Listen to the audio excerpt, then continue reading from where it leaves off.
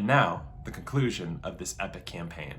Hey there, we play D&D at Morgan's Comics on Thursday nights, where we're abiding by all COVID restrictions, limiting people at the table, social distancing, and wearing masks. When we last left our heroes, they had just seen the visage of Explicita Defileless, the snake-like creature that has been haunting them this entire campaign.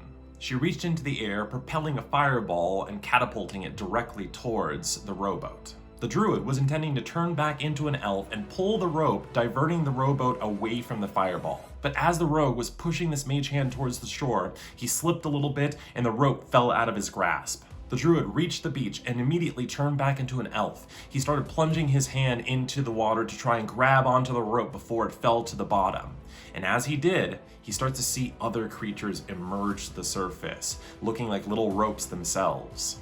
The other party members, feeling like they don't have much time to do anything else, jump out of the boat into the water, and as they submerge underneath the waves, the fireball hits its target, exploding the boat. Even though the water created a buffer protecting them from some of the heat, the fireball still hit the surface, and as it did, it started boiling the top of the water, causing burns for many of the characters.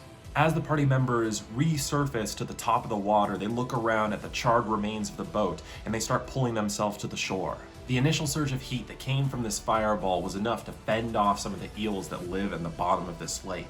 But as it dissipated, the eels started coming back, nipping at the heels of these characters. But the characters were able to pull themselves up to the beach and hide behind a rocky outcrop, looking off to the side to see if any other enemies were going to attack them. For this battle, I wanted to do something a little special, so instead of the grid dry erase map that I usually use, I actually built some minis. I made some tiles and some rocks and some pillars and even an archway with a portal in it, and I had some minis painted just for this encounter. As the characters start looking over the different rocky terrain, they start to see some areas for cover and other areas that they can hide and maybe attack from behind. And as they look up, they can see at the very top of this island, Explicita Defileless, who's standing there staring down at them with guards that are around her on each side.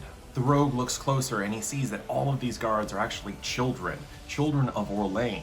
They're all wearing tattered clothing and they're shivering and frightened, but all of them have that glazed look in their eyes, suggesting that they've just been brainwashed. And every one of them is holding in their hands a dagger. Explicita Defileless doesn't plan to play fair, as she tries to subvert any sort of plan that the characters might have. When I first started running this module, I started looking into the character of Explicita Defileless to learn a little bit more about her and her motivations. It turns out that Explicita is a spirit naga. These are abominations that are half human, half snake that were created a long time ago to protect areas against any intruders. But when their creators suddenly died, the Nagas started taking on the rule of the areas that they were sworn to protect. And every once in a while, their rule starts to expand, and they start to conquer more areas, collecting more items. Now, Explicita Defileless isn't only a Naga, she is the Naga, probably one of the most famous Nagas of Dungeons & Dragons history. If you go into the monster manual under Nagas, you'll actually see a quote directly from her. That's how cool this is. And now the players are face to face with a creature that is over 40 years old in Dungeons & Dragons history. The players start to organize and come up with a plan in order to limit some of the collateral damage that might come from these children being used as human shields. Hector Olarosa tells them that if he can get over to the side where these children are, he might be able to distract them long enough for the rest of the party members to concentrate fire on Explicita Defileless.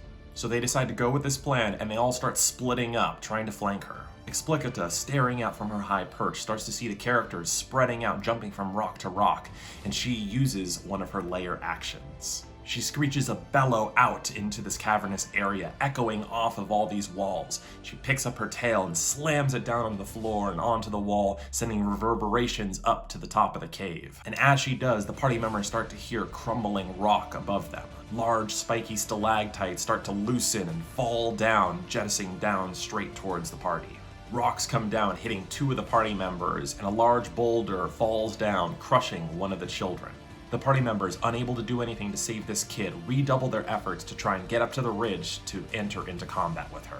Up above them, from the ceiling of the cave, a large cloud of flying creatures starts to emerge, and they see all of these creatures kind of gravitating around the ceiling where they were previously perched. The Naga then lifts up her head and uses her action to jettison out this glob of mucus-like substance out of her mouth. And as it lands on one of the rocks, it just starts to disintegrate that area, dissolving into the air. She lobs 2 more volleys of acid as the characters are able to duck behind rocks, and the substance falls down on the ground, dissolving the area. The rogue decides that he wants to distract her, so he jumps out into the open, and he does something that he's been wanting to do for a long time. The rogue, using thaumaturgy to magnify his voice, calls out, picking up his sword that he got in the Delian Order tomb in the very first session, and remembering the pledge, the oath of the Delian Order, he recites that oath to Explicita Defilis. And as he does, the character who plays the rogue lifts up a sword and points it to the ceiling, and he says that he pledges to be a light in the darkness, to protect those who need it. Now, the player told me that he was going to do this beforehand, and he had planned that he was going to use it as a ruse in order to distract her when times were getting tough. But I had another plan for this character. I had him roll to see if he could persuade others that he was indeed taking on this oath, and when he rolled pretty high. He feels this slight gust of wind as all around him these spectral forms of the 5 knights of the Delian Order emerge out of the ether, and they all start surrounding him, lifting up their shields ready to protect. And the player, with complete surprise, is like, I can't believe that worked! The rogue now has this ability of Spirit Shield, that he can use it to mitigate some of the damage that his companions take from any attacks. And the rogue, with newly invigorated confidence, is looking up, ready for the fight. The ranger decides that she's going to try her hand at calling in reinforcements. She picks up this coin that Bombador the Dwarf gave her a long time ago, this mysterious merchant that's entered them into multiple contracts. And she flips it up and calls for him, and as she does, it disappears into the air, but he doesn't show up. The druid then moves forward, and within range, he lifts up his hand and he casts Fear in her direction.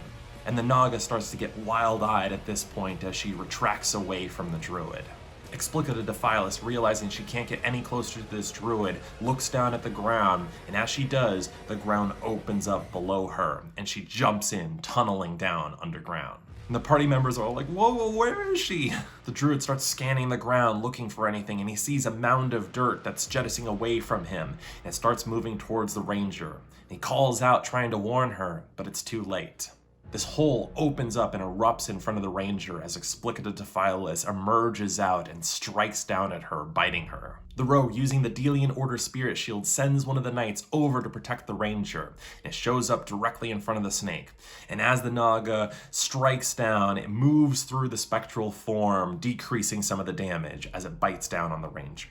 The warlock activates his Morningstar, pledging to kill this Naga within 3 rounds, and he rushes in, hitting her with the Morningstar, doing some damage. But as he does, a gas shows up in her skin, spewing out acid towards his direction. It lands on his armor, and it starts eating, corroding away at some of the latches holding his armor together. Now that the Naga has moved far away from the children, Hector emerges from behind one of the rocks, and he tells the rest of the party members to avert their eyes. And then he lifts up his palms, and he casts this flurry of fireworks and colors and hypnotic patterns into the sky. And all the children that are there suddenly stare up at it, charmed, as they're watching the entertainment before them. The rogue, brandishing his short sword, runs toward Explicita and jumps into the air, trying to do a backstab. And as he rolls a natural 1. So when he lands, he falls down flat on his face, scooting over towards her. She lifts up her tail and slams it down, trying to crush him below it, but he rolls out of the way just in time. And as the party members start to regain their posture and surround Explicatus, this bright light emanates from the cave ceiling and drops down right next to her. And as it does, Bombador the Dwarf walks out of it, looking very confused as to where he is. Merlin from Morgan's Comics decides to apprise his role as Bombador the Dwarf, and he joins the fray. And this character is a very high-level character. I mean, I don't even know what he can do. He casts 2 things right off the bat. The first one, Guardian of Faith, as this large spectral guardian starts to emerge behind him, protecting him.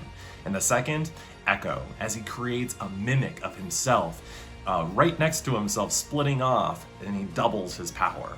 The rogue, who's still on the ground, lifts up the immovable rod and he slams it down on Explicatus' tail and activates it, sending 6,000 pounds of pressure on her tail, pinning her to the ground.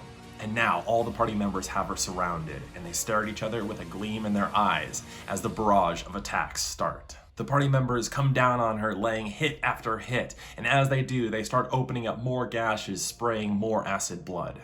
The druid decides to use one of his new spells, Vampiric Touch, and he lifts up his cursed hand and lays it upon her, draining some of her energy and refueling his reserves. But suddenly, the curse in his hand activates, and he starts feeling this bloodlust, this desire to drain everyone of life around him, and he has to roll to make sure that he doesn't attack his own teammates. But he rolls high enough, and he's able to keep his composure and make sure he doesn't do something he regrets later. The ranger reaches into her pocket and she pulls out this shard of black rock that she was able to pull from her dream, and she plunges it directly into Explicatus. And as she does, some energy from this rock seeps into Explicatus, curing her from her fear. A smile spreads on Explicatus' face as she taunts the ranger, telling her that children shouldn't play with magic items. And then the Naga's body starts to constrict as her muscles bulge out. And as she does, every gash that she's received starts to spurt out acid in all directions, hitting everyone around her. Two characters get hit by the volley and they get knocked unconscious, and Explicita uses her legendary resistance to start molting out of her skin, and as she does, she pulls herself free from the immovable rod. She then looks down and she digs another tunnel directly beneath her, escaping before them. Bombador lifts up his hands and he casts a zone of healing around the party members, bringing back the compatriots that were unconscious. And the rogue sprints off, giving chase towards the large mound of dirt that's heading towards the portal. At this point, the large dark cloud of flying creatures that were previously perched on the top of this ceiling of this cave start to descend and attack the players. This mixture of a bat and a mosquito, a scourge, descends down and tries to latch its talons onto the players and sink its proboscis into them, sucking out their life force. As the party members start fending off these scourges, the rogue is giving high pursuit towards this mound of dirt, and he sees Explicita Defilis emerge in front of the portal. As she does, she is bathed in the light of this purple portal, and it starts to heal some of her wounds.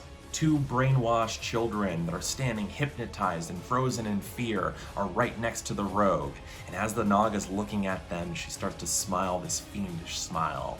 She picks up her tail and she slams it down on the ground, and she sends jagged pieces of stone propelling in their direction. And now the rogue has a choice: save these children or exact his revenge. The rogue looks over in the direction of the children and he casts Spirit Shield, summoning the Knights of the Delian Order to protect these kids and stop the rocks directly in their path. But as he does, the rogue is bombarded with this volley of sharp, jagged rocks, and it knocks him unconscious. The Naga lets loose a menacing cackle as she slithers towards the rogue, and as she looks down at him, she unhinges her jaw, ready to swallow him whole. The Warlock, now on his third round, begins to feel his Morningstar reject him. If he can't kill the Naga on this round, then his Morningstar is going to have retribution against him. He runs forward in this frenzied dash, trying to push his way through these scourges, but one of them grips down onto his shoulder and sinks its proboscis into his neck, draining some of his life, knocking him unconscious. But then the player who plays the Warlock burns his inspiration that he got previously, and he turns back the clock. And as he pushes through the scourge, he's able to do so successfully, getting within range of the Naga. He looks up at this giant monstrosity of a snake, and as she's unhinging her jaw, he lifts up his palm, directs it directly at her face, and he looses an Eldritch Blast. This beam of magical energy gets propelled out of his hand, and it hits the Naga directly in the mouth. As it does, it punches through the back of her head, and life drains from her eyes. As the magic ends, the Naga falls down lifeless in front of him. As the body of Explicita Defilis lays down dead in front of this portal, the Warlock sinks down, utterly spent. And all the party members start to rejoice. They crowd around the player and they start patting him on the back and telling him that he did a great job. The Warlock walks over to the rogue, sinking down next to him and uncorking a health potion, giving it to him. And as the rogue stirs, the Warlock tells him it's over. They won. As the two party members sit there staring at her lifeless body, the portal behind her starts to glow bright, and suddenly the cave is bathed in this blinding purple light. Explicata Defilus's body starts to twitch, and her face starts to split right down the middle. From her skin slithers out the skeletal frame of this abomination, necrotic energy glowing in her eyes, as she emerges as a newly formed Bone Naga. And now, the second round has begun. Thanks for listening. This was part 1 of the finale of this grand adventure, so make sure you watch the second video that should be uploaded soon. Everyone be safe out there. Bye now.